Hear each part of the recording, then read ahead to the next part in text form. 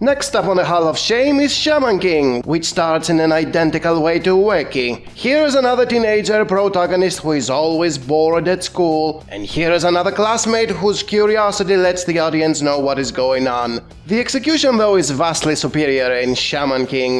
The superpowers don't unlock by gathering star power or some bullshit. They are spirits with their own personality and backdrop, so basically each spirit is also a character. And since each one comes from a different time period, you automatically get world building, something Wacky did not give a shit about. Even the worthless schoolmate who just exists to ask questions is better than Mori in Wacky. It's a midget who is constantly screaming about everything, which yeah, it can get annoying fast since he's the Zenitsu archetype from Demon Slayer, but it's still more than Mori, who had absolutely nothing memorable in her personality. Like Wacky, the pacing is all over the place. Some parts are non-stop action that fleshes out characters and moves the plot forward, and others are basically filler. The best parts are the clash of ideas among the first shamans who challenge the protagonist. They talk about treating the ghosts as tools, therefore they don't have to be friends with them. Yeah, if they were video game abilities you unlock with star power like in Wacky, I would agree. These ghosts were once people, therefore they are not tools.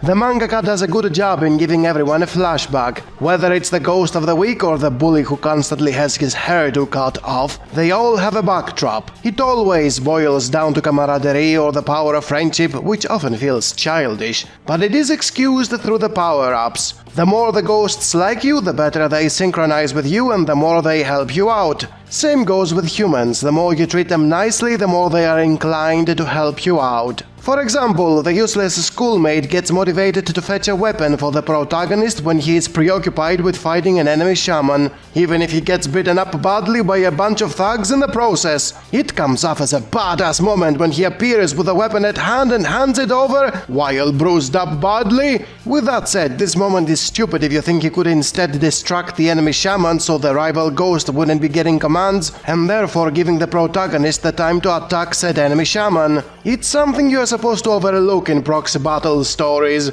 You can end the battle if you knock out the controller, who is just standing there defenseless, not doing anything. It's supposed to be an exposed weak spot you should be going for, instead of trying to defeat the powerful entity he controls. But that wouldn't make the battle cool, so it almost never happens. They just try to overpower the spirit, which leads to situations where the protagonist fights the zombie of Bruce Lee while possessed by the spirit of Ip Man. Why be practical or tactical, like in early Naruto when they were trying to attack the puppeteer instead of the puppet, when you can be cool and replicate the scene where Kenshiro is fighting Shin? By the way, this isn't Fist of the North Star. The artwork is a mixed bag, so the spectacle doesn't always succeed in being as cool as it wants you to think it is. The cartoony designs make the funny moments funnier, but it also makes it hard for you to take the manga seriously when it deals with dark themes. And boy does it have a lot of creepy things, such as a bandit who ate his own mother, a surgeon who cuts people open and lets them bleed to death, a spirit that wraps you up in its ball sack, and a self-torturing 11-year-old girl with a keyhole in front of her vagina.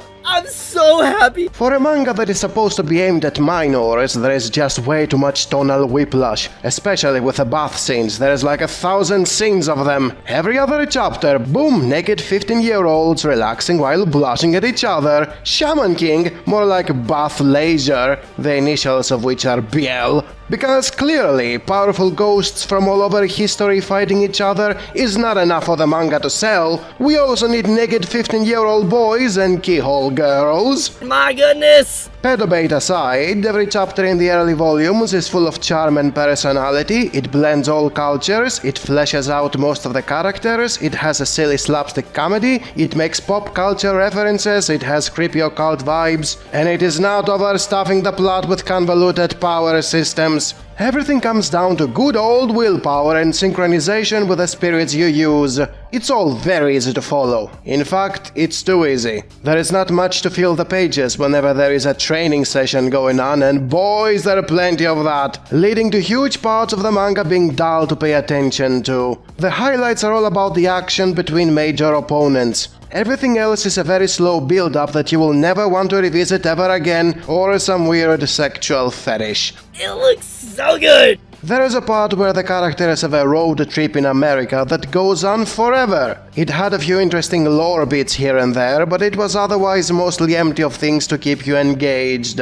Speaking of engagement, I was so into it for the first 5 volumes. It was about the formation of the core team of the good guys. After that, the plot slows down considerably and newer characters don't have the charm or the tight build-up of the original ones. Yes, it's the same issue you find in One Piece. It's not like the latter characters don't get fleshed out. If you stick with the manga, you will even see the token black character with the huge lips named Chocolove, who is a gangster living in a ghetto of America, eventually escaping that stereotype and becoming much more than just a token. It takes a lot of time and patience on your part, but it happens. Eventually.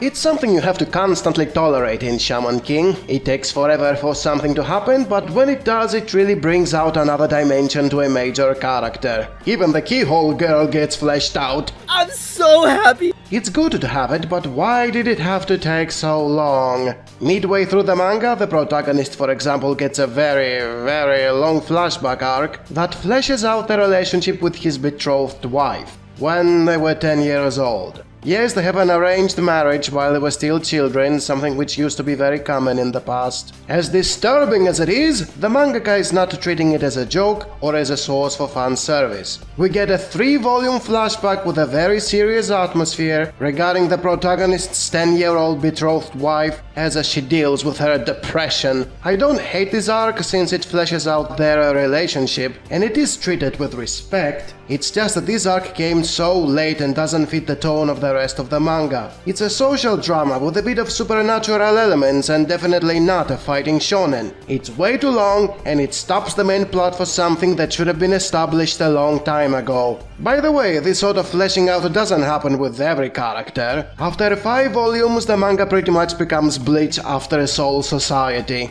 Battles with mostly one-time opponents you will never see again or will never be made to care about. They are just one-time obstacles to overcome. You can remove them from the manga and nothing will change. And it's a real shame for some of them, since there is a vampire who killed and humiliated a lot of Turks. His entire fight had amazing visuals, almost like a tribute to Castlevania and early JoJo's Bizarre Adventure. And he's removed from the plot right after his first fight. How do you waste such a character, yet you keep the keyhole girl? My goodness! At least I got this amazing panel about the dead Turks. That's crazy! Anyways, for a fighting shonen there is something very uncommon about the protagonist. He is not a special chosen one, born to become the supreme fighter, as is the case with almost any other fighting shonen. The special chosen one is actually the main villain, who is his twin brother. And yes, that still kinda makes the protagonist special, but you know what I mean. I can only think of Fist of the North Star doing the same subversion.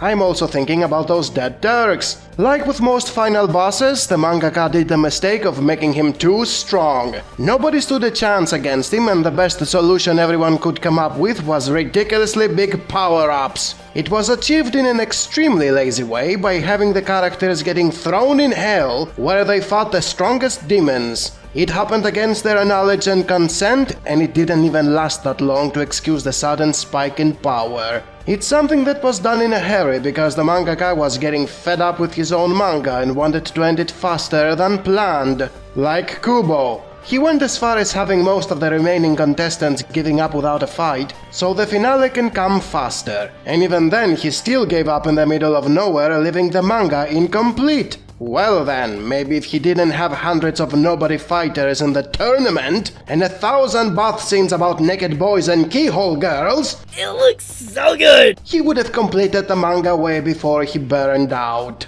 Years later, the mangaka attempted to continue the story with a sequel manga that was supposed to show the final battle in a flashback. It got discontinued very fast, so he had to rush the flashback and made a complete mess out of it. Those rushed and ridiculous power-ups everyone got out of nowhere were completely pointless, since the big bad gave up when the spirit of his mommy appeared and told him to be nice to people. Yes, that's how it ends.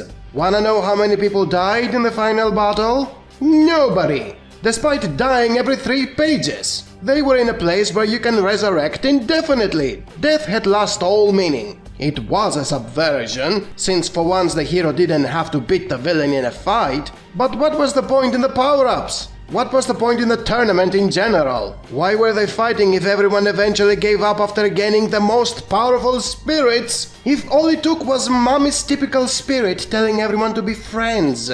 And what was the point in everyone being worried about the fate of humanity when nobody can die? This is all bullshit, and these Turks are dead. I want to end this analysis by pointing out how there is nobody talking, much less defending, Shaman King these days. I didn't hear a single person hyping the recent adaptation it got. It wasn't a case like Bleach where everyone crapped all over it because of the way it ended, and then they acted like they always loved Bleach when it came back. Shaman King got completely eclipsed by the big three, especially Bleach, since it was also about spirits and didn't have a cartoony art style. Nobody cared when it ended, and there was absolutely no nostalgia when the second adaptation came out. It had outlasted its stay by several years, it kept wasting your time with naked boys and keyhole girls, I'm so happy. and eventually ended in a sloppy way.